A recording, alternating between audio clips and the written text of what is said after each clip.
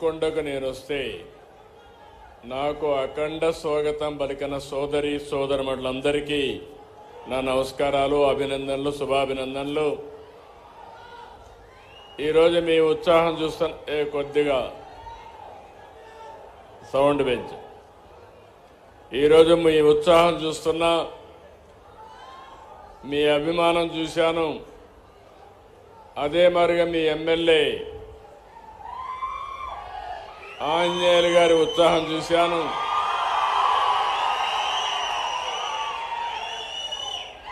ఇవన్నీ చూసిన తర్వాత నాకు అనిపిస్తుంది, రాబోయే రోజులన్నీ కూడా వెన్నుకొండకు మంచి రోజులేనని చెప్పి మరొక్కసారి మీ అందరికీ విజ్ఞప్తి చేస్తున్నా. ఈరోజు నేను ఇక్కడికి వచ్చింది స్వర్ణాంధ్ర స్వచ్ఛాంధ్ర కార్యక్రమం. ఇందులో దుర్గారావుని చూశారు. దుర్గారావు అయితే ఒకప్పుడు మనం చూశాం, పాత వస్తువులు తీసుకుని కొత్త వస్తువులు ఇస్తూ మన ఊర్లో తిరిగేవాళ్ళు. అదే కాన్సెప్ట్లో ఈరోజు ఇక్కడ చూస్తే స్వచ్ఛ రథాలు మండలానికి ఒకటి పెడుతున్నాం. వారానికి ఒకసారి ఒక గ్రామానికి వస్తారు.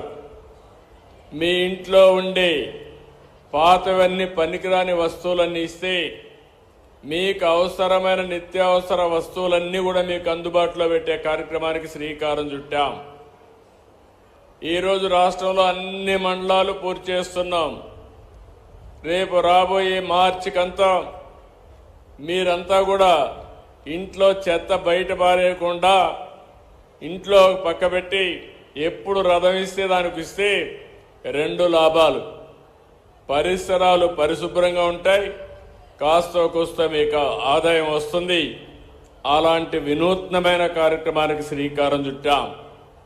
నేను పల్నాడుకు వచ్చినప్పుడంతా చూస్తున్నాను. పల్నాడు అనగానే ఒక పౌరుషాల గడ్డ. అంతేకాకుండా మొన్నే కోటప్ప కొండ తిరునాళ్ళైనా కూడా బ్రహ్మాండంగా చేశారు. పల్నాడులో అడుగు పెడితే వైబ్రేషన్లే డిఫరెంట్గా ఉంటాయి. శివరాత్రి ప్రభల కంటే కోటప్ప కొండ ప్రభలే ముందు గుర్తొస్తాయి.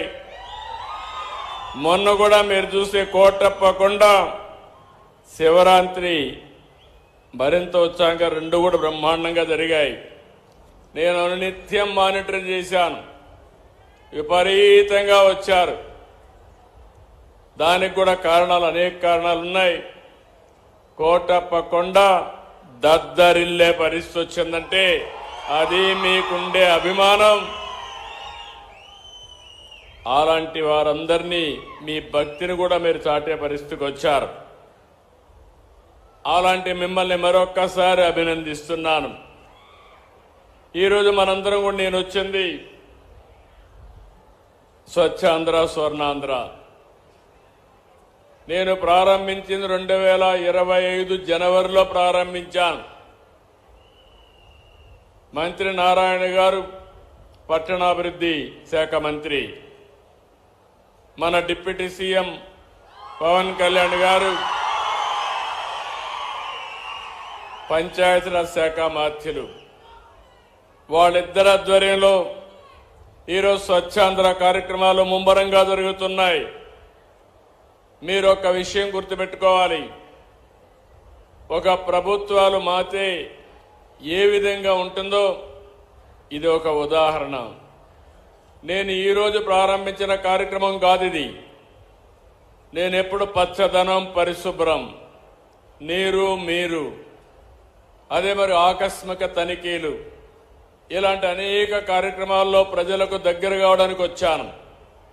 ఈరోజు మీరు గుర్తుపెట్టుకోవాల్సింది, స్వచ్ఛాంధ్ర అంటే మీ అందరిలో కూడా ఇంట్లో చెత్త ఉంటుంది. చెత్త క్లీన్ చేస్తారు, రోడ్డు మీద వేస్తాం. అంటే మన ఉద్దేశం ఏంటి? ఇల్లు నాది, రోడ్డు ఎవరిదో. ఆ రోడ్డు మీద ఉండే చెత్తలో దోమలన్నీ పెరిగి మళ్ళా మీకు ఇంట్లోకి వచ్చి మిమ్మల్ని కుట్టే పరిస్థితి వస్తుంది. దాంతో హాస్పిటల్కి పోతారు. అంటే ఒక్కొక్కసారి మన చేతులారా మన ఆరోగ్యాన్ని పోగొట్టుకుంటున్నాం. నేను ముఖ్యమంత్రి అయిన నాటికి మీరు చూస్తే 108 లక్షల మెట్రిక్ టన్నులు చెత్తంతా కూరకపోయింది. కొండల గుట్టలుగా పేరకపోయింది. అందులో వర్షం పడితే ఆ వర్షం పడి అందులో ఉండే చెత్త మలినం మీ భూమిలో ఇంకే పరిస్థితి వస్తుంది. మొత్తం భూజలాలన్నీ కూడా కలుషితమయ్యే ప్రమాదం వచ్చింది. ఇలాంటివి చూసినప్పుడు నేను ఒకటే అనుకున్నాను, నేను ఎన్నో పనులు చేస్తాను కానీ నా ప్రజలకు స్వచ్ఛమైన నీళ్లు ఇవ్వాలి, స్వచ్ఛమైన గాలి ఇవ్వాలి, స్వచ్ఛమైన ఆలోచన ఇవ్వాలనే ఉద్దేశంతోనే నేను ఈ కార్యక్రమానికి శ్రీకారం చుట్టాను. ఇప్పటికి 14వ ప్రతి నెల 3వ శనివారం నేను ఎక్కడున్నా దానికి ప్రత్యేకంగా కార్యక్రమం పెట్టుకున్నాను. మీలో చైతన్యం తేవాలి, మీలో ఉత్తేజాన్ని నింపాలి, బాధ్యత గుర్తుపెట్టుకునే విధంగా మిమ్మల్ని ముందుకు నడిపించాలనే ఉద్దేశంతోనే ఈ కార్యక్రమానికి వచ్చాం. నేను ఇప్పుడు వస్తానే మా వాళ్ళని అడిగాను, ఒకే మాట అడిగాను, 100% ఇంటింటికి వెళ్ళి చెత్త ఎప్పటికి కలెక్ట్ చేస్తారని చెప్పి అడిగాను. ఇప్పటికే 97% మున్సిపాలిటీలో ఇంటింటికి వెళ్ళి చెత్త కలెక్ట్ చేస్తున్నారు. గ్రామీణ ప్రాంతాల్లో మార్చి 31కి 100% ప్రతి ఇంటి దగ్గర చెత్త కలెక్ట్ చేసే బాధ్యత ఈ ప్రభుత్వం తీసుకుంటామని మీ అందరికీ హామీ ఇస్తున్నాం. అది పెద్ద మార్పు. ఒకసారి ఇప్పుడే ఆడబిడ్డ చెప్పింది, లక్ష్మీ గోవిందమ్మ. ఆ అమ్మాయి చెప్పినప్పుడు ఇంట్లో చెత్త వస్తుంది, ఆ చెత్తని కాంపోస్ట్ గా తయారు చేసుకుని మీ ఇంటి పైన టెర్రస్ గార్డెన్ పెట్టుకుని మీకు కావలసిన కూరగాయలు కూడా మీరు పండించుకునే పరిస్థితికి వస్తున్నారు. అలాంటి కార్యక్రమంలో మీరు చూస్తే ఇప్పటి వరకు దగ్గర 4,14,004 కుటుంబాలు హోమ్ కాంపోస్ట్ తయారు చేస్తున్నాయి. 4,19,288 మంది టెర్రస్ గార్డెన్ కూడా పెట్టుకుని అక్కడే కూరగాయలు కూడా ఉత్పత్తి చేసే పరిస్థితికి వచ్చారు. ఇంకో పక్క ఈ స్వచ్ఛ రథాల ద్వారా మీరు ఏవైతే వేస్ట్ జనరేట్ చేస్తున్నారో, చెత్త జనరేట్ చేస్తున్నారో అవన్నీ కూడా దగ్గర 9 రకాల వస్తువులను ఇప్పటికి ప్రొక్యూర్ చేస్తున్నారు. తొందరలోనే ఇంకా ఒక 30 రకాల చెత్తని కలెక్ట్ చేసే పరిస్థితికి వస్తారు. తద్వారా చాలా వరకు చెత్త అంతా కూడా మళ్ళా పరిశ్రమలకు వెళ్తుంది, సర్క్యులర్ ఎకానమీకి వెళ్తుంది. తద్వారా మళ్ళీ ప్లాస్టిక్ నుంచి ప్లాస్టిక్ తయారు చేయడం, లేకపోతే అనేక రకాలైనటువంటి వస్తువులు తయారు చేసే పరిస్థితికి వస్తామని చెప్పి కూడా నేను మీకు తెలియజేస్తున్నాను. ఈరోజు దీనికి కావలసిన కొన్ని వేల వెహికల్స్ని పెట్టాం, ట్రై సైకిల్స్ పెట్టాం, ఆటోలు పెట్టాం, కాంపోస్ట్ వ్యాన్లను కూడా పెద్ద పెద్ద వ్యాన్లు పెట్టి కంప్రెస్ చేసి ఎక్కడికక్కడ తీసుకుపోయే పరిస్థితికి వచ్చాం. నిన్న నేను విశాఖపట్నం వెళ్ళొచ్చాను. విశాఖపట్నంలో మీరు చూస్తే దగ్గర వేస్ట్ నుంచి కరెంటు తీస్తారు, చెత్త నుంచి కరెంటు తీస్తారు. ఆ రోజు నేను ముఖ్యమంత్రిగా ఉన్నప్పుడు పెడితే అన్ని నిలిపేసి 2 మాత్రం అడ్వాన్స్ స్టేజ్కి వస్తే, ఒకటి గుంటూరు, 2 విశాఖపట్నం పనిచేస్తున్నాయి. ఇప్పుడు మళ్ళీ ఒక 5 ప్లాంట్లు పెడుతున్నాం. ఈ 5 ప్లాంట్లు పెడితే పట్టణ ప్రాంతాల్లో చెత్తంతా కూడా ఈ యొక్క కరెంటు తయారు చేసే ప్లాంట్లకు వెళ్తాయి. అదే సమయంలో గ్రామీణ ప్రాంతాల్లో కూడా తడి చెత్త, పొడి చెత్త. నేను మిమ్మల్ని అందరినీ ఒకటే కోరుతున్నా, తడి చెత్తని కాంపోస్ట్ గా తయారు చేసుకుంటాం, సెగ్రిగేట్ చేయాలి. అదే మరి పొడి చెత్తని 2 విధాలుగా కూడా సెపరేట్ చేసుకుంటాం. సర్క్యులర్ ఎకానమీ బయట సర్క్యులర్ ఎకానమీ పోతాయి, కొన్ని పనికి రాకపోతే కరెంటు ఉత్పత్తికి కానీ ఇంకొక విధంగా ఉపయోగించే పరిస్థితి వస్తాయని చెప్పి కూడా నేను మీకు తెలియజేస్తున్నా. ఇంకో పక్కన మీరు సింగిల్ యూజ్డ్ ప్లాస్టిక్ ఉంది, ఇది రాష్ట్రంలో బ్యాన్ చేశాం. మీరు ఒక్క విషయం ఆలోచించుకోవాలి, ఇలాంటి ప్లాస్టిక్ అంతా కూడా ఎక్కడంటే అక్కడ వేయడం, ఆ ప్లాస్టిక్ అంతా మన పశువులు తినడం, ఆవులు తినడం, తిన్న తర్వాత అవి ఆరోగ్యం పోవడం, కలుషితమైన పాలు మనకివ్వడం, ఆ నీళ్లు ఆ పాలు మనం తాగడం, దీని ద్వారా చాలా సమస్యలు సృష్టించుకునే పరిస్థితికి వచ్చాం. అందుకే నేను ఒకటే ఆలోచిస్తున్నాను, స్వచ్ఛ భారత్ రిపోర్ట్ నేనే ఇచ్చాను. ఈరోజు government of India Swachh Bharat report base చేసుకుని ఒక డిపార్ట్మెంట్ పెట్టి అన్ని రాష్ట్ర ప్రభుత్వాలకు డబ్బులు ఇచ్చి ఈ స్వచ్ఛ సేవా కార్యక్రమాలకు శ్రీకారం చుట్టారు. దీని మీద కొన్ని అవార్డ్స్ కూడా ఇచ్చే పరిస్థితికి వచ్చారు. ఈరోజు ఇంకొక పక్కన మీరు ఒకసారి చూస్తే, నేను మీ అందరిలో ఒక అలవాటు రావాలి. ఇది కష్టమైన పని కాదు, కానీ ఆలోచన విధానంలో మార్పు రావాలి, ఒక బాధ్యత తీసుకోవాలి. నేను చాలాసార్లు చెప్పాను, జపాన్కు పోతే అక్కడెక్కడా చెత్త కనపడదు, క్లీన్ చేసే స్వీపర్లు కనపడరు, కానీ ఎక్కడన్నా ఒక కాగితం పడితే ఆ కాగితాన్ని అక్కడ చూసిన వ్యక్తి తీసి పర్సులో పెట్టుకొని ఇంటికి పోయి చెత్త బుట్టలో వేసే వరకు దాన్ని తీసుకెళ్లే పరిస్థితికి వస్తారు. ఇది ఒక బాధ్యత. మనం అలాంటి బాధ్యత తీసుకోకపోతే ఈరోజు సమాజంలో ఎలాంటి సమస్యలు వస్తాయో మనమే చూస్తున్నాం.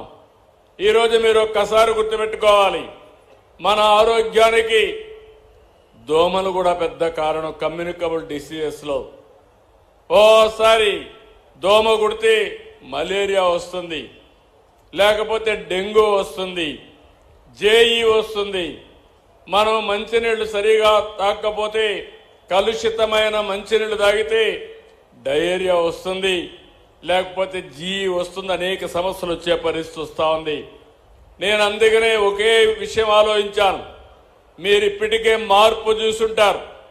నేను ఒకటే చెప్తున్నాను, రాబోయే రోజుల్లో ఎన్డీఏ కూటమి ప్రభుత్వం ఈ రాష్ట్రంలో పెను మార్పులు తీసుకురావడానికి సిద్ధంగా ఉన్నామని మరొకసారి మీ అందరికీ హామీ ఇస్తున్నా.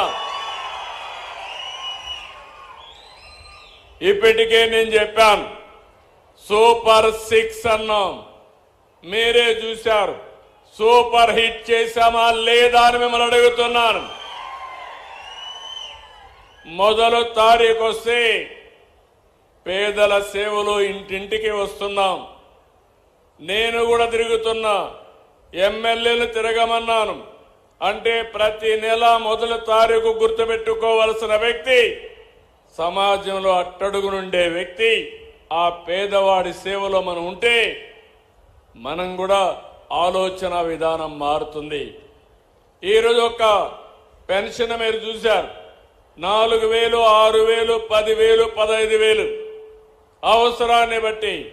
భారతదేశంలో ఏ రాష్ట్రం కూడా దరిదాపుల్లో కూడా లేదు అలాంటి పెద్ద సంక్షేమ కార్యక్రమాన్ని ఇచ్చింది ఈ యొక్క ఎన్డీఏ ప్రభుత్వం ఆంధ్రప్రదేశ్ రాష్ట్రంలో.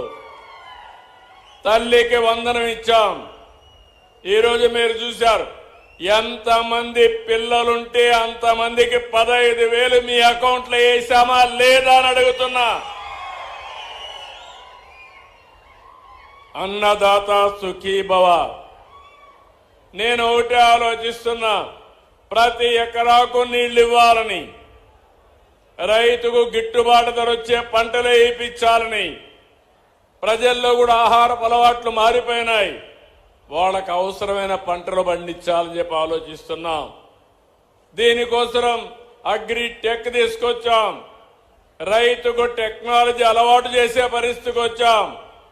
తొందరలోనే ప్రతి రైతుకు కూడా ఇబ్బంది లేకుండా మీకు అందుబాటులో ఒక ఏఐ అగ్రానమీ అంటే అగ్రికల్చర్ ఎక్స్పర్ట్ మీ ఏఐ ద్వారా మీకు అందుబాటులో తీసుకొచ్చే బాధ్యత నేను తీసుకుంటానని చెప్పి కూడా నేను మీకు తెలియజేస్తున్నా. మొన్నే మీరు చూశారు, ఉండవల్లిలో బిల్ గేట్స్ వచ్చి టెక్నాలజీ మన వాళ్ళు ఎట్లా ఉపయోగిస్తున్నారో చూసిన తర్వాత చాలా ఆనందపడ్డాడు. అంటే ఇప్పుడు రైతాంగం కూడా టెక్నాలజీ అందిపుచ్చుకుంటున్నారు. మైక్రో ఇరిగేషన్, బిందు సేద్యం, తుంపర్ల సేద్యం, ఇది నేనే ప్రారంభించా. దీనికోసం కేంద్రంలో కూడా రిపోర్ట్ కూడా ఇచ్చా. ఈరోజు మన రాష్ట్రం దేశంలో నెంబర్ 1 రాష్ట్రంగా ఉన్నాం. దీనికి గర్వపడుతున్నాను.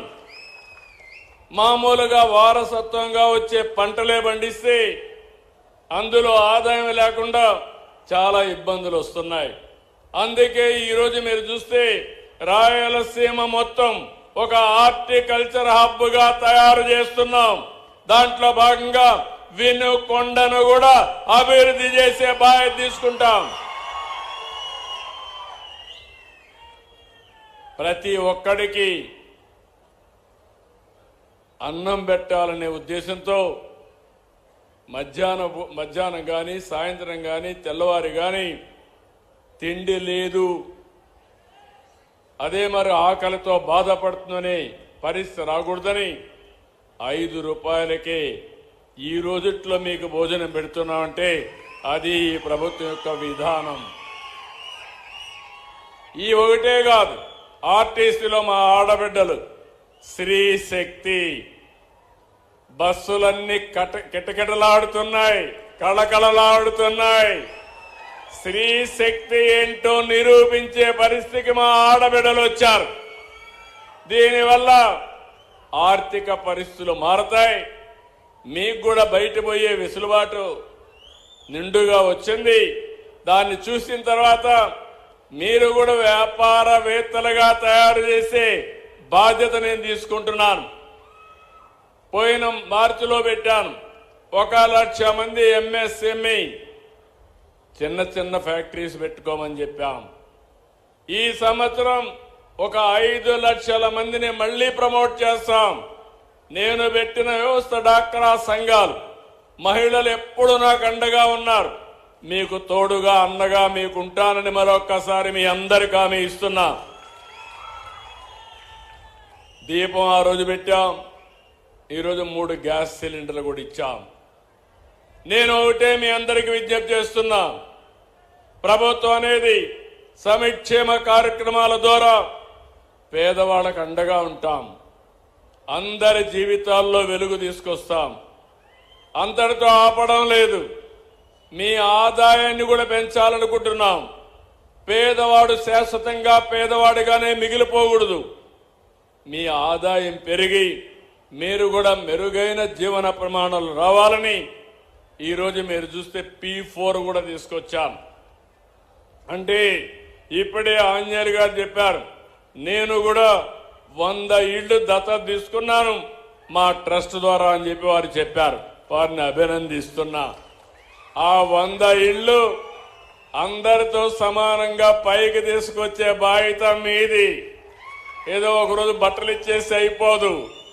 అట్లా కాకుండా short term, medium term, long term పెట్టుకుని వాళ్ళ ఇంట్లో చదువుకునే పిల్లలుంటే బాగా చదివించి వాళ్ళకుండే ఆస్తులన్నీ కూడా చిన్న చిన్న ఆస్తులుంటే ఆ ఆస్తులను కూడా ఆదాయాన్ని పెంచే మార్గాలు వారికి నేర్పించి వారు మీ కుటుంబంతో సమానంగా కాకపోయినా కుడి ఎడమగా తీసుకుపోయే బాధ్యత, ఆ 100 కుటుంబాలని ప్రయోజకులుగా చేసే బాధ్యత శివశక్తి ఆంజనేయులు గారిదని చెప్పి కూడా నేను మీకు తెలియజేస్తున్నా. 10 లక్షల కుటుంబాలని దత్తత తీసుకున్నాం. P4 కింద 1,00,000 మంది మార్గదర్శులు పనిచేస్తున్నారు. నేను ఎక్కువ శ్రద్ధ పెడుతున్నా. అట్టడుగు నుండే 20% బంగారు కుటుంబాలు, పైనుండే 10% మార్గదర్శులు. వీళ్ళిద్దరూ కలిసి అనునిత్యం పనిచేస్తే బంగారు కుటుంబాలు మార్గదర్శులు అవుతారు. కొంతమంది పైనుండే వాళ్ళ కిందికి వస్తారు. మళ్ళా వాళ్ళ మీద శ్రద్ధ పెట్టి ప్రభుత్వం P4 మోడల్లో అందరినీ పైకి తీసుకొచ్చే బాధ్యత, మెరుగైన జీవన ప్రమాణాలు ఇచ్చే బాధ్యత తీసుకుంటామని మీ అందరికీ హామీ ఇస్తున్నాను. ఇదే కాకుండా ఈరోజు పెను మార్పులు కూడా టెక్నాలజీలో తీసుకొస్తున్నాం. మీరు గుర్తుపెట్టుకోవాలి.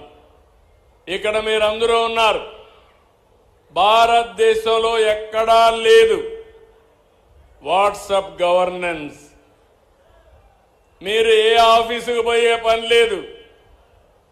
మీ ఎంఆర్ఓ ఆఫీస్ పక్కనుంటే దర్జాగా ఒక మెసేజ్ పెట్టి పని అయిందా లేదా మళ్ళా మీకు చెప్పే బాధ్యత నేను తీసుకుంటానని మీ అందరికీ హామీ ఇస్తున్నా. అందరికీ సెల్ ఫోన్లు ఉన్నాయా? ఇక్కడ ఉన్నాయని వాళ్ళు చేతులు పైకెత్తండి. ఉంటే చూపేయండి. అందరికీ సెల్ ఫోన్లు ఉన్నాయి. ఇప్పుడు మన మిత్ర వాట్సాప్ గవర్నెన్స్ అందరికి అవేర్నెస్ ఉందా? అందరికీ తెలుసు అనేవాళ్ళు చేలు పైకెత్తండి. నెంబర్ తగ్గుతా ఉంది. మళ్ళా నేను ఊరు తిరగాల, మీ అందరికి నేర్పించాలా. ఒకసారి మీరు గుర్తుపెట్టుకోవాలి, నేను ఏం చెప్పినా మీ హితం కోసం చెప్తాను, మీ మంచి కోరే చెప్తున్నాను. మీరందరూ కానీ సెల్ ఫోన్లు కరెక్ట్గా ఉన్నాయి కాబట్టి అందరికీ ఉన్నాయి, దాన్ని సరిగా వాడడంలా 24 గంటలు సెల్ ఫోన్ దగ్గరనే కూర్చుంటారు. లేనిపోనిటి అన్ని చూస్తూ ఉంటారు. లేనిపోని సమస్యలు కూడా తెచ్చుకుంటా ఉంటారు ఒకసారి. కానీ సద్వినియోగం చేసుకుంటే సెల్ ఫోన్ అనేది ఒక బ్రహ్మాండమైన అస్త్రం. ఈరోజు మీరు ఊహించారా? నేను అడుగుతున్నా, మీరే ఆఫీసుకు పోయే పని లేకుండా మీరు కానీ వాడేదాన్ని టైప్ చేయడం రాకపోయినా వాయిస్లో చెప్తే ఆ వాయిస్ ఏఐ ద్వారా కన్వర్ట్ చేసి మళ్ళా మీరు ఏ పని అడిగారో ఆ పని చేసి మీకు చెప్పే బాధ్యత నేను తీసుకుంటున్నానని చెప్పి కూడా మీకు తెలియజేసిన తొందరలో ఇది కూడా వస్తుంది. ఇప్పుడైతే టెక్స్ట్ మాత్రం పెట్టాం, తొందరలోనే వాయిస్ కూడా పెడతాం. ఒకవేళ ఎవరు మాట్లాడారో కూడా మీ వాయిస్ని పెట్టి పలానా వాళ్లే మాట్లాడారా వేరే వాళ్ళు మాట్లాడారా కూడా అనలైజ్ చేసే ఏ టూల్స్ వచ్చేసాయని చెప్పి కూడా నేను మీకు తెలియజేస్తున్నా. తొందరలోనే మీ అందరికి హామీ ఇస్తున్నా, పిల్లలందరికీ ఏ ట్యూషన్ మాస్టర్ వస్తాడు, ఇంట్లో కూర్చొని దర్జాగా మీ సెల్ ఫోన్లోనే ట్యూషన్ చెప్పించుకునే మార్గం తీసుకొస్తా. మీ అందరికీ ఏ డాక్టర్ వస్తాడు, ఎవరికి ఏ జబ్బు ఉంటే సంజీవని ప్రాజెక్ట్ కూడా తీసుకొస్తాం. 2,50,000 రూపాయలు యూనివర్సల్ హెల్త్ ఇన్సూరెన్స్ ఇస్తాం. పేదవాళ్లకు 20 లక్షల వరకు ఆర్థిక సహాయం చేసి మీ ఆరోగ్యాన్ని కాపాడుతాం. ఆరోగ్యాన్ని కాపాడుతానంటే అందరూ కూడా ఆరోగ్యాన్ని చెడగొట్టుకోమని కాదు. మందులు మందులే, కెమికల్స్ కెమికల్సే. కెమికల్ తింటే దానికి సైడ్ ఎఫెక్ట్స్ కూడా ఉంటాయి. అవి తినకుండా జాగ్రత్త తీసుకుంటే ఆహారపు అలవాట్లు కానీ ఆరోగ్య సూత్రాలు మీరు పాటిస్తే మీరు మీ కుటుంబం ఆనందంగా ఉంటారు.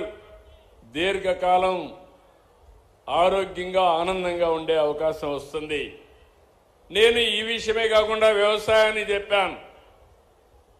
ఏఐ అగ్రానమిస్టులు తీసుకొస్తాం. ఇవన్నీ ప్రపంచంలో ఉండే నాలెడ్జ్ని మీ పొలం దగ్గరికి, మీ పిల్లల దగ్గరికి, మీ ఇంటికి తీసుకొచ్చే బాధ్యత ప్రభుత్వం తీసుకుంటాం. అయితే దీనిపైన మీరు గుర్తుపెట్టుకోవాలి, నిన్న కూడా నేను చూశారు మీరు, నేను ఢిల్లీకి వెళ్ళాను. మన ప్రధానమంత్రి గారు ఒక పెద్ద ఎత్తున ప్రపంచం మొత్తం పెద్ద పెద్ద కంపెనీలందరినీ పిలిపించారు. ఏఐ మీద సదస్సు పెట్టారు. 60 దేశాల నుంచి ప్రతినిధులు వచ్చారు. కొత్త కొత్త ఆవిష్కరణలు పెట్టారు. ఏఐ ఏ విధంగా ప్రపంచాన్ని మార్చబోతుంది, హెల్త్ విషయంలో, వ్యవసాయ విషయంలో, విద్య విషయంలో, ఇంకా అనేక విషయాల్లో ఏమేం చేస్తుందో అన్ని కూడా పెట్టారు. అవన్నీ పెట్టినప్పుడు నేను ఎందుకు వెళ్ళానంటే, ఎప్పుడు కూడా కొత్త విషయాలుంటే ఆ కొత్త విషయాలు నేర్చుకోవడమే కాకుండా మీకోసం అమలు చేయడం నా ప్యాషన్ అని చెప్పి కూడా నేను మీకు తెలియజేస్తున్నా. ఇప్పుడే కాదు, ఎప్పుడు కూడా. 1995లో ఐటీకి ప్రాధాన్యత ఇచ్చాను. హైటెక్ సిటీతో ప్రారంభించాను. ఈరోజు మీరు చూస్తే భారతదేశంలో 20 సంవత్సరాల్లో ఎక్కువ తలసరి ఆదాయం వచ్చే ప్రాంతం హైదరాబాద్ నగరం, ఎక్కువ ఆదాయం వచ్చే రాష్ట్రం తెలంగాణ రాష్ట్రం అని చెప్పి కూడా నేను మీకు తెలియజేస్తున్నా. అందుకే ఇప్పుడు నేను కొత్తగా ఆలోచించేది, మళ్లీ ఆదాయానికి చిరునామాగా ఆంధ్రప్రదేశ్ ఉండాలని విశాఖపట్నంలో $15 బిలియన్ డేటా సెంటర్ వస్తా ఉంది. గూగుల్ పెడుతున్నారు. వస్తుంది అమరావతి. మీకు ఒక గట్టిగా అరిస్తే అమరావతిలో వినపడుస్తుంది, అక్కడ అరిస్తే కేకేస్తే మీకు వినపడుస్తుంది. ఔటర్ రింగ్ రోడ్డు వస్తే ఇంకా దగ్గరైపోతుంది మీకు. అలాంటి అమరావతిలో క్వాంటమ్ కంప్యూటర్ పెడుతున్నాం. భారతదేశంలో మొదటిసారి ప్రపంచంలో 6-7 దేశాల్లో సమానంగా అమరావతిని పోతుందంటే అది ఈ ప్రభుత్వం ఆలోచించే విధానం అని చెప్పి కూడా నేను మీకు తెలియజేస్తున్నా. నేను మిమ్మల్ని అందరినీ ఒకటే కోరుతున్నాను, దీనివల్ల భారతదేశం బాగుపడుతుంది. ఎవరు మంచి చేశారు, ఎవరు మంచి చేస్తున్నారని కూడా మీ విషయాలు మీకు అర్థం కావాలి. ఈరోజు చూస్తే నిన్న నాకు బాధ కూడా కలిగింది. ఢిల్లీకి పోతే అక్కడ కాంగ్రెస్ పార్టీ ఇంత మంచి కార్యక్రమం, ప్రపంచంలో అన్ని దేశాలు వచ్చాయి. అన్ని దేశాలు వచ్చి వాళ్ళు చేసిన ఆవిష్కరణల్ని మనకు చూపించడం, మనం చేసే మంచి పనులు వాళ్ళు నేర్చుకోవడం, మనం చేసిన పనులన్నీ అభినందించే పరిస్థితికి వచ్చారు. ఐటీలో మనం ముందున్నాం, ఏఐలో ముందుంటున్నాం. ప్రపంచానికి నాలెడ్జ్ ఎకానమీలో నాయకత్వం ఇచ్చే ఏకైక దేశం భారతదేశం అని చెప్పి మరొకసారి విజ్ఞప్తి చేస్తున్నాను. అలాంటి మంచి కార్యక్రమానికి శ్రీకారం చుడితే కాంగ్రెస్ వాళ్ళైతే బట్టలిప్పేసి తిరుగుతారు. అక్కడ ఏమనాలి నాకైతే అర్థం కాలేదు. చాలా బాధ కలిగింది, ఆవేదన కలిగింది. ప్రపంచంలో 60-70 దేశాలు టెక్నాలజీలో ముందుకు పోతా ఉంటే అలాంటి దాన్ని స్వాగతించాల్సిన వ్యక్తులు, మన యువత ప్రయోజనాలు కాపాడవలసిన పార్టీలు బాధ్యత లేకుండా అర్ధనగ్నంగా వచ్చి ప్రదర్శన చేశారంటే దీన్ని చాలా తీవ్రంగా ఖండిస్తున్నా, గర్హిస్తున్నా. మంచిది కాదు, ఇది దేశానికి నష్టం అని చెప్పి కూడా మీకు తెలియజేస్తున్నా. మీలో కూడా ఒక ఆలోచన రావాలి. మీరు ఆ రోజు నేను చూశాను, నేను పవన్ కళ్యాణ్ గారు అదే మరిగా బీజేపీ కలిసాం. ఆ రోజు మీ అందరికీ ఒక మాట చెప్పాను, మేము ముగ్గురం కలిసింది మా కోసరం కాదు, ఈ రాష్ట్రాన్ని పునర్నిర్మాణం చేయాలి, పూర్వ వైభవం తేవాలి, సంక్షేమం, అభివృద్ధి, సుపరిపాలనకు నాంది పలుకుతా ఉంటే నేను ఎన్నో ఎన్నికల్లో పోటీ చేశాం. మన నాయకుడు ఎన్టీ రామారావు గారు ఉన్నప్పటికంటే 94% సీట్లకు గెలిపించారు. పెట్టిన అభ్యర్థుల్లో 94% గెలిచాం. అది నాకు ఎప్పుడూ జ్ఞాపకం ఉంది. నేను మిమ్మల్ని అందరినీ ఒకటే కోరుతున్నా, మీరు కూడా గుర్తుపెట్టుకోవాలి. ఆ రోజు మనం చూస్తే విధ్వంసమైన ఆర్థిక వ్యవస్థ, ఆంధ్రప్రదేశ్ అంటే అందరూ చీకొట్టే పరిస్థితి. మన వాళ్ళు ఇక్కడ పెట్టిన పరిశ్రమలు మేము ఇక్కడ వద్దు అని వేరే రాష్ట్రాలకు పారిపోయే పరిస్థితి. పెట్టుబడులు పెట్టాలంటే మనుషులు వచ్చేవాళ్ళు కాదు, అప్పులు ఇవ్వాలంటే ఎవరు ఇవ్వకుండా 12.5%, 13% అప్పులు తీసుకొచ్చారు. ఆస్తులు తాకట్టు పెట్టి అప్పులు తీసుకొచ్చారు. మీకు కూడా గుర్తుపెట్టుకోవాలి, ఒక్కోసారి మన కుటుంబం కూడా ఆర్థికంగా దెబ్బతింటే అప్పిచ్చేవాడు కూడా ఏదో ఒకటి తాకట్టు పెట్టమంటాడు. తాకట్టు పెట్టినా అధిక వడ్డీతో డబ్బులు ఇస్తారు. అదే గాని తిరిగి ఇస్తాడంటే తక్కువ వడ్డీతో డబ్బులు ఇస్తారు. అది నమ్మకం. ఆ నమ్మకాన్ని పోగొట్టారు. కానీ నేను ఒక మాట చెప్పాను, నన్ను నమ్మారు, మా కూటమిని నమ్మారు. ఆ మాట నిలబెట్టుకోవడానికి ఎన్ని కష్టాలున్నా పర్వాలేదని సూపర్ 6ని అనుకున్న టైం కంటే ముందు మీకు ఇచ్చి మీలో ఒక నమ్మకాన్ని కల్పించాం. ఈరోజు మీరు చూస్తే ప్రతి అడుగు మీకోసం వేస్తున్నాం, ప్రతి క్షణం మీకోసం ఆలోచిస్తున్నాం, ప్రతి అవకాశాన్ని సద్వినియోగం చేసుకుంటున్నాం. దానివల్ల 20 లక్షల కోట్ల రూపాయలు పెట్టుబడులు వచ్చాయి. 23 లక్షల మంది మన పిల్లలకు ఉద్యోగాలు వస్తాయి. ఆ రోజు మెగా డిఎస్సి పెడతానన్నాను. 15,600 మంది పిల్లలకు ఉద్యోగాలు ఇచ్చిన ఘనత ఈ కూటమి ప్రభుత్వాన్ని. పోలీస్ కానిస్టేబుల్కు ఉద్యోగాలు ఇచ్చాం. అదే మాదిరిగా ఈరోజు మీరు చూస్తే గుంతల పడిపోయిన రోడ్లు, గ్రామాలకు పోవాలంటే ఇబ్బంది, డబ్బులు లేవు, మనస్సు ఉంది. అందుకే మా అధికారులు చెప్పాను, ఏమైనా పర్వాలేదు గుంతల పూడ్చే కార్యక్రమం తీసుకోమన్నా. నేను ఒకటి హామీ ఇస్తున్నా, ఈ రోజు గుంతలు లేని రోడ్లుంటాయి. రేపు రాబోయే రోజుల్లో బ్రహ్మాండమైన రోడ్లు మీకు కల్పించే బాధ్యత మేము తీసుకుంటామని మరొక్కసారి హామీ ఇస్తున్నాను. ఇది మార్పు అవునా కాదా అని అడుగుతున్నా. మార్పు చూశారా లేదా అని మిమ్మల్ని అడుగుతున్నాను. ఢిల్లీలో కాంగ్రెస్ పార్టీ చేసే పనులు మీరు చూశారు. ఇక్కడ ఒక పార్టీ ఉంది, నేను ఎప్పుడూ చూడలేదు.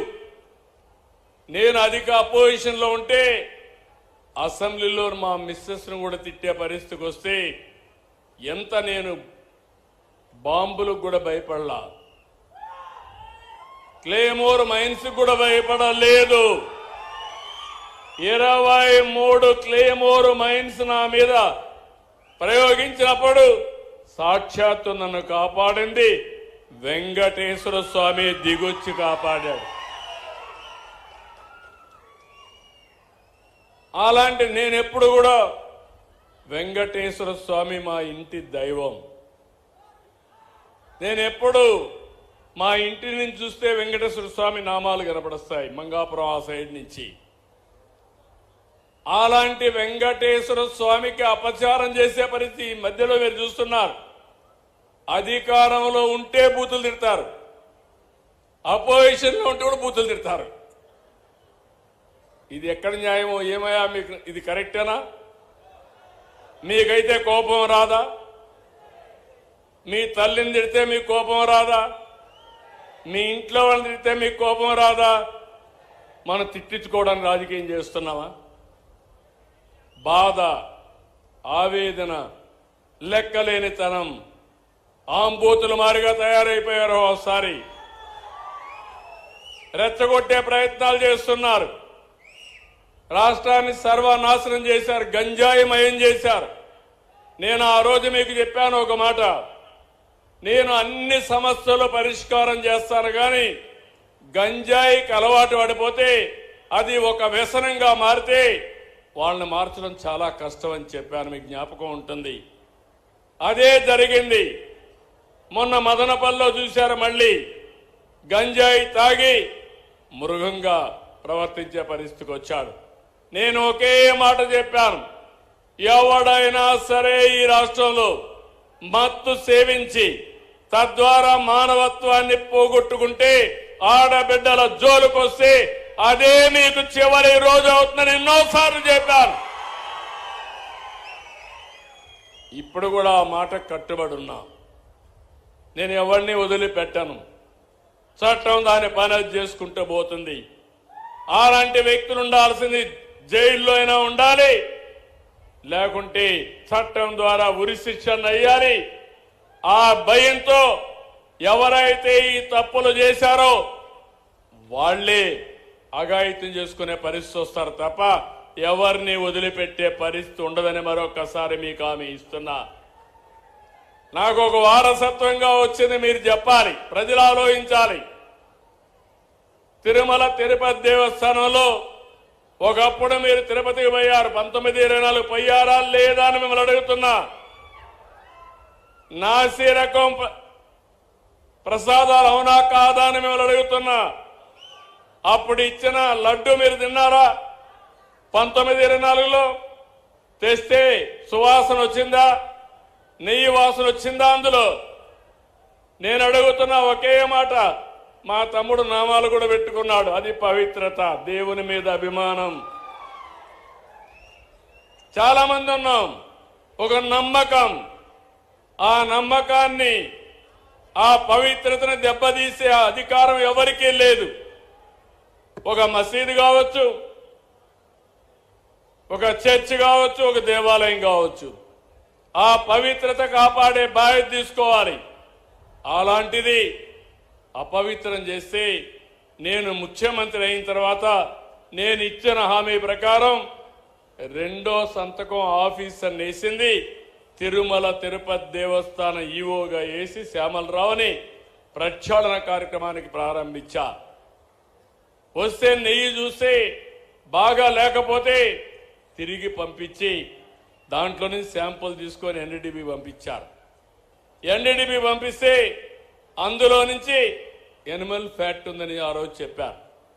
అది చెప్పిన తర్వాత నేను ఆలోచించి ఇది నేను చెప్పకపోతే నా మీద అప్రతిష్ట వస్తుంది, అపవాదు వస్తుందనే ఉద్దేశంతో నేను చెప్పాను.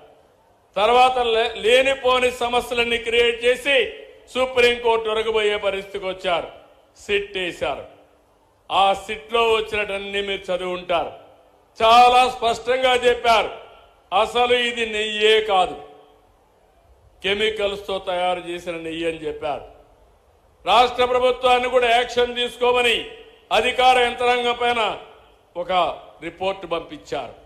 ఇవన్నీ వస్తే తప్పుని తప్పించుకోవడానికి, వాళ్ళు చేసిన తప్పును వేరే వాళ్ళపైన వేయడానికి ప్రయత్నం చేసే నీచులున్నారంటే ఏమనాలి నాకైతే అర్థం కావడంలా.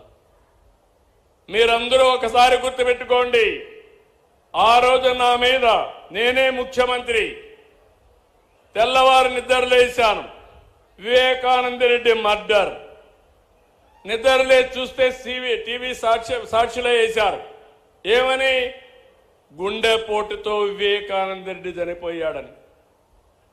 నేను కూడా నమ్మాను, పాపం అనిపించింది. సాయంత్రం అయింది, పోస్ట్ మార్టం చేశాం. అది కూడా ఆయన కూతురు అడిగింది. అడిగితే పోస్ట్ మార్టం చేస్తే ఇది గుండెపోటు కాదు, గొడ్డలి పోటని తేల్చారు. సాయంత్రానికి నాటకాల రాయుడు మాట మార్చేశాడు. తండ్రి లేని బిడ్డను ఉన్న పెద్ద దిక్కుపోయాడని. అది అయింది. తెల్లవారి నిద్రలేస్తానే సాక్షి పేపర్ ఒకసారి మీరు గుర్తుపెట్టుకోవాలి.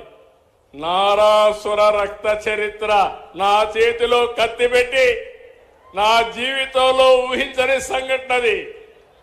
నేను రాజకీయం చేస్తాను గాని రౌడీల గుండెల్లో రైళ్లు పరిగెత్తిస్తాను గాని సంఘ విద్రోహ శక్తులను అణిచివేస్తాను గాని ప్రాణానికి కూడా లెక్క పెట్టుకోను గాని నేను నేరాలు చెయ్యబోనని మీ అందరికీ హామీ ఇస్తున్నా. అది నా నిజాయితీ, అది నా యొక్క జీవితం అంతా కూడా మీరు చూశారు. అలాంటిది పాపం ఆ అమ్మాయి కూడా వాళ్ళ చిన్నాన్న కూతురు మోసపోయింది. తర్వాత తెలుసుకునే కొద్దిగా లేట్ అయిపోయింది. ఇప్పుడు తిరుగుతా ఉంది.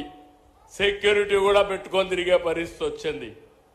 నిన్న మీరు చూస్తే ఇంత స్పష్టంగా చెప్పితే అపవిత్రం చేశారని చెప్తే, అవినీతి జరిగిందని చెప్తే తిరిగి హెరిటేజ్ అనే కంపెనీ తీసుకొచ్చి నా పేరే వేసి తప్పించుకోవాలంటున్నా. అంటే కరుడు గట్టిన నేరస్తులు అవునా కాదా అని మిమ్మల్ని అడుగుతున్నా. అలాంటి నేరస్తులతో రాజకీయం చేయాలనా? ఏమంటారు మీరు? అంటే మీకు బాధ్యత లేదా? నాకు ఒక్కడికైనా బాధ్యత రాష్ట్రాన్ని కాపాడుకోవడం మీకు బాధ్యత లేదా?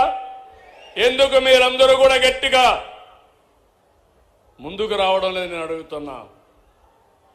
మంచిని అభినందించాలి, చెడుని ఖండించాలి, చెడు వ్యక్తులను కూడా ఎక్కడికక్కడ మీరు నిరాకరించే పరిస్థితి రావాలి.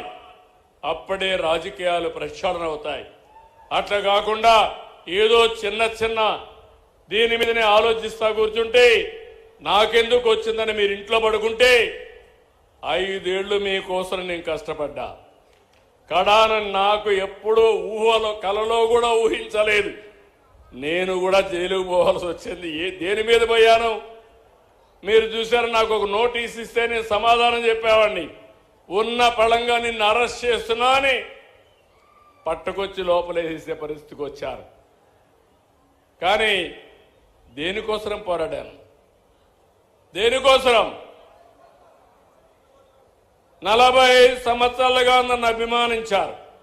ఎవరికి ఇవ్వని గౌరవం నాకు ఇచ్చారు. సమైక్య ఆంధ్రప్రదేశ్లో కానీ ఈ రాష్ట్రంలో కానీ నేను మీరు కష్టాల్లో ఉన్నారని, ఇబ్బందుల్లో ఉన్నారని, దౌర్జన్యాలు ఉన్నాయని నేను కూడా పారిపోతే ఈ రాష్ట్రం ఏమవుతుందని ఆలోచించి నా ప్రాణం పైన పర్వాలేదు ఈ రాష్ట్రాన్ని కాపాడాలని కాపాడడం కోసం ముందుకు పోయాను.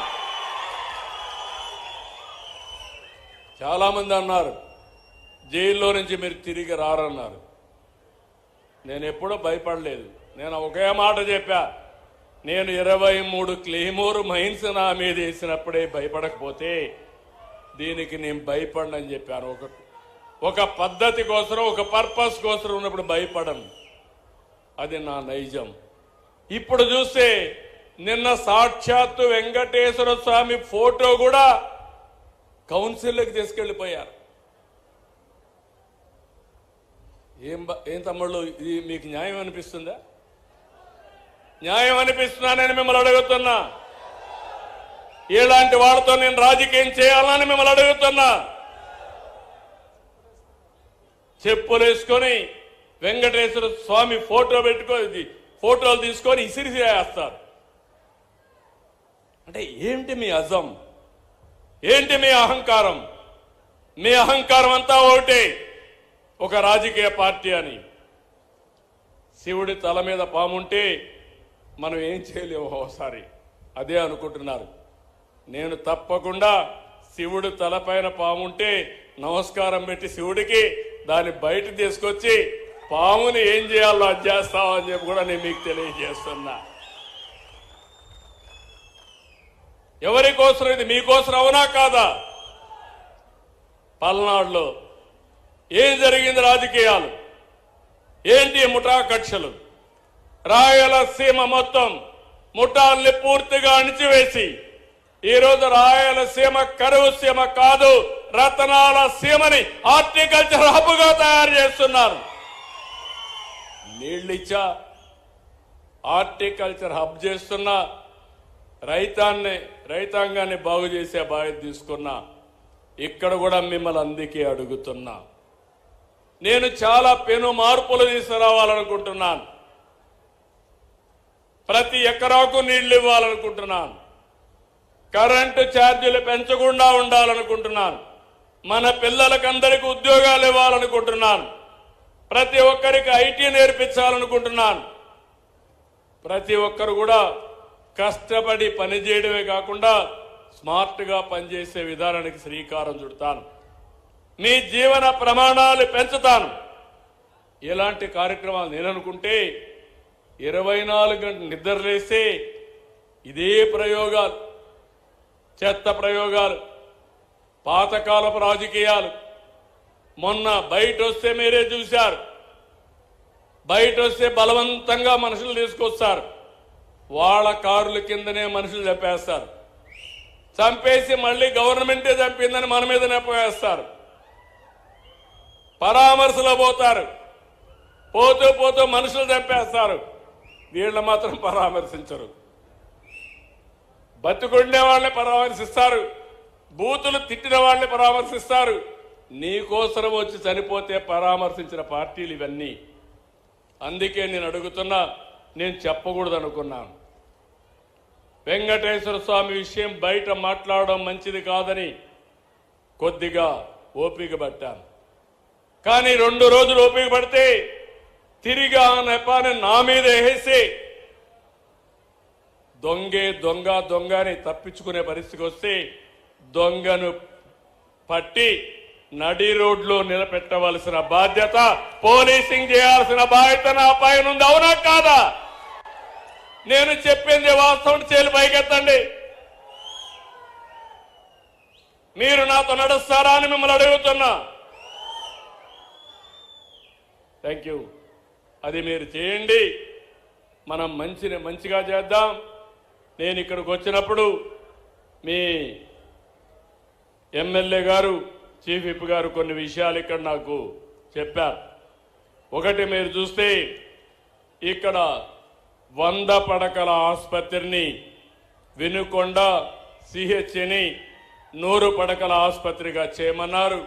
తప్పకుండా ఈ హాస్పిటల్ని 100 పడకల ఆసుపత్రిగా చేస్తున్నామని చెప్పి కూడా నేను మీకు తెలియజేస్తున్నా. అదే మరి ట్రామా కేర్ సెంటర్ కావాలన్నారు. డయాలసిస్ ట్రామా కేర్ సెంటర్ కూడా పెడతామని చెప్పి నేను మీకు తెలియజేస్తున్నా. మూడోది, ఇప్పుడు మనం ఉండే ప్రదేశం పక్కనే national highway, Nagar Sagar canal కూడా పోతా ఉంది. చాలా బ్యూటిఫుల్ ల్యాండ్. ఇది నేనే ఇచ్చా. ఒకప్పుడు ఇరిగేషన్లో ఉండే ల్యాండ్ ఇచ్చాం. ఇప్పుడు ఇది ఒక లంగ్ స్పేస్గా ఉంది. వెనుకొండకు శోభ తెచ్చే విధంగా దీంట్లో ఏమేం పెట్టాలో నేను ఇప్పుడే నారాయణ గారు చెప్పా. 100 కోట్ల 50 కోట్ల ఏం కావాలని అన్ని కూడా ఆలోచించి ఈ వెనుకొండలో ప్రతి ఒక్కరికి ఉపయోగపడే విధంగా one of the best development ఇక్కడ చేస్తామని మీ అందరికీ హామీ ఇస్తున్నా. మూడోది, ఇప్పుడే చెప్పాను, వెనుకొండ ఒక హార్టికల్చర్ హబ్గా చేస్తాం. నీళ్లు ఇవ్వడమే కాకుండా పండ్ల తోటలన్నీ పెంచి బ్రహ్మాండంగా ముందుకు తీసుకుపోతామని కూడా మీ అందరికీ హామీ ఇస్తున్నా. ఇది కాకుండా వెనుకొండలో ఒక వెటనరీ కాలేజ్ కానీ అగ్రికల్చర్ కాలేజ్ కానీ 2 కలిపి కానీ ఓసారి గవర్నమెంట్లో ఇవ్వగలుగుతామా, కాలేజ్ ఏ విధంగా ఇవ్వాలనో పీపీపీ మోడల్లోగా నేను ఆలోచిస్తా. తప్పకుండా వెనుకొండలో ఒక veterinary college are agriculture college 2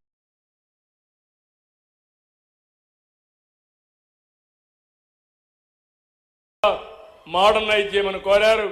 తప్పకుండా బస్ స్టాండ్ కూడా మోడర్నైజ్ చేయిస్తామని మీ అందరికీ హామీ ఇస్తున్నా. ఫైనల్ గా నేను మిమ్మల్ని అందరినీ ఒకటే కోరుతున్నా, స్వచ్ఛ ఆంధ్రప్రదేశ్, స్వర్ణ ఆంధ్రప్రదేశ్ ఎన్నో ఏళ్లు లేదు. 2047 ఈరోజు మనం 2026కు వచ్చాం. ఎగ్జాక్ట్ గా 22 సంవత్సరాల్లో 21 సంవత్సరంలో మీరు ఆంధ్రప్రదేశ్ని ఒక స్వర్ణాంధ్రప్రదేశ్గా చూడబోతున్నారు. మీ ఆదాయం పెరుగుతుంది, మెరుగైన జీవన ప్రమాణాలు వస్తాయి. ఇక్కడ ఇండస్ట్రీస్ అనుకున్న ఇండస్ట్రీస్ అన్నీ వస్తాయి. ఇంకో పక్క టూరిజం కూడా పెద్ద ఎత్తున అభివృద్ధి చేస్తాం. నాకు ఎప్పటికప్పుడు కొన్ని ఆలోచనలు మీరు చూస్తే భావి తరాల భవిష్యత్తు కోసం ఏం చేయాలనో 20 ఏళ్ల ముందు ఏం జరుగుతుందో ఇప్పుడు ఆలోచించి దానికి నాంది పలకడం నా మనస్తత్వం. నేనేదో టెంపరీగా రేపేం జరుగుతుంది లేకుంటే రేపు ఎలక్షన్ ఒకటే చూసుకోవాలని కాకుండా శాశ్వతంగా మీ జీవితాల్లో వెలుగు రావాలని నేను కార్యక్రమాలు చేపడతా. కాబట్టి నేను మిమ్మల్ని అందరినీ ఒకటే కోరుతున్నా, నేను చెప్పింది మీరు అర్థం చేసుకోండి, కొంచెం ఫాలో కూడా కండి, అనుసరించండి. తప్పకుండా దానివల్ల మీకు లాభం వస్తుంది. తద్వారా ఆంధ్రప్రదేశ్ రాష్ట్రం ఒక మంచి రాష్ట్రంగా తయారవుతుందని చెప్పి తెలియజేసుకుంటూ మళ్ళీ చెప్తున్నా, స్వచ్ఛ ఆంధ్రప్రదేశ్లో మీరు భాగస్వాములు కావాలి. వెనుకొండ నియోజకవర్గం నెట్ జీరోలో వెళ్ళాలి. కాలుష్యం లేని ప్రాంతంగా ఉండాలి. పీల్చే గాలి స్వచ్ఛంగా ఉండాలి. తాగే నీళ్లు స్వచ్ఛంగా ఉండాలి. అవినీతి లేకుండా స్వచ్ఛమైన ఆలోచనలు చేయాలి. రౌడీజం లేని సమాజం కావాలి. మత్తు పదార్థాలు కానీ డ్రగ్ కానీ లేకపోతే గంజాయి లేని ప్రదేశంగా తయారు కావాలి. అప్పుడే మన పిల్లల భవిష్యత్తు బాగుంటుంది. నేను అందుకనే ఇవన్నీ మీకు ఎందుకు చెప్తున్నానంటే నేను గట్టిగా చెప్పకపోతే మీరు తాత్కాలికంగా నేను ఇచ్చే సంక్షేమ కార్యక్రమాల వరకే ఉంటే దీర్ఘకాలికంగా దెబ్బతింటాం. అందుకే ఈ విషయాల్లో మీరు పూర్తిగా సహకరించమని మరొకసారి కోరుకుంటూ ప్రతి ఒక్క ఇంట్లో చర్చ జరగాలి, టెక్నాలజీ కరెక్ట్గా ఉపయోగించుకోవాలి. రెండోది స్వచ్ఛమైన ఆలోచనలు చేయాలి. విలువలతో కూడిన సమాజం కోసం మనం ముందుకు పోవాలని మరొకసారి కోరుకుంటూ అందరికీ నమస్కారాలు. జై హింద్. రాష్ట్ర అభివృద్ధి కోసం అహర్హం శ్రమిస్తూ